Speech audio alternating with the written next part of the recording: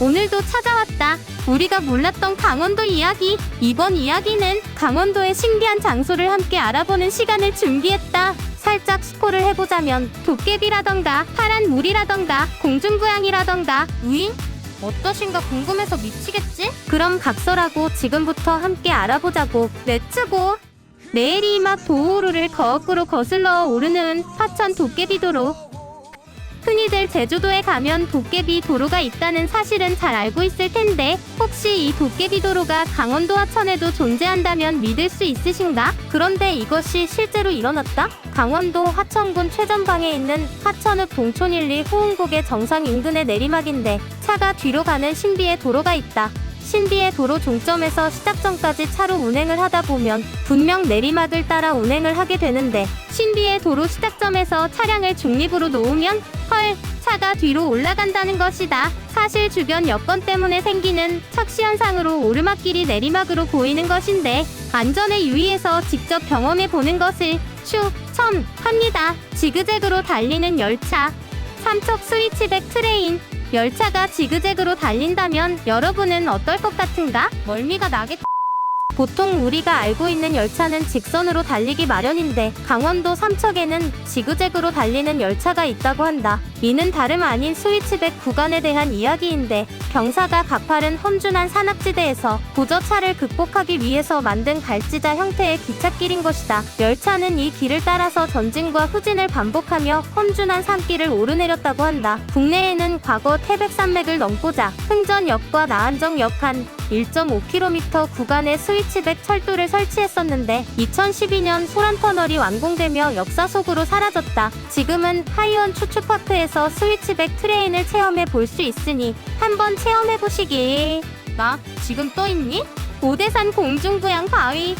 설악산에 가면 흔들바위 있고 오대산에 가면 공중부양 바위가 있고 모두들 흔들바위는 많이 들어봤겠지? 그런데 오대산에 공중부양 바위가 있다는 사실도 알고 있었는가? 뭐 실제로 하늘에 공중부양 되어 있는 건 아니고 거대한 바위가 작은 돌 위에 올라가 있다.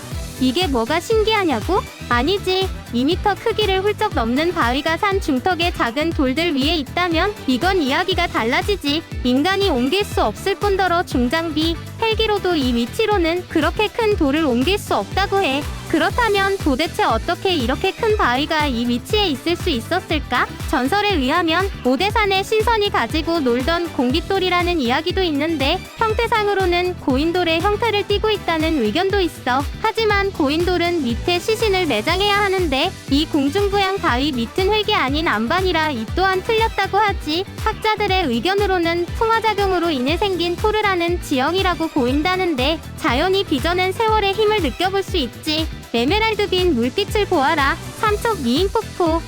그 외 외국 영상들을 보다 보면 에메랄드빈 물빛을 자랑하는 호수를 많이 볼 수 있었을 텐데 이런 신비로운 물빛을 자랑하는 곳이 우리 강원도에도 있다는 사실. 삼척 열애사 미인폭포가 바로 그곳 되시겠다. 일단 잠깐 감상해볼까? 예쁘다.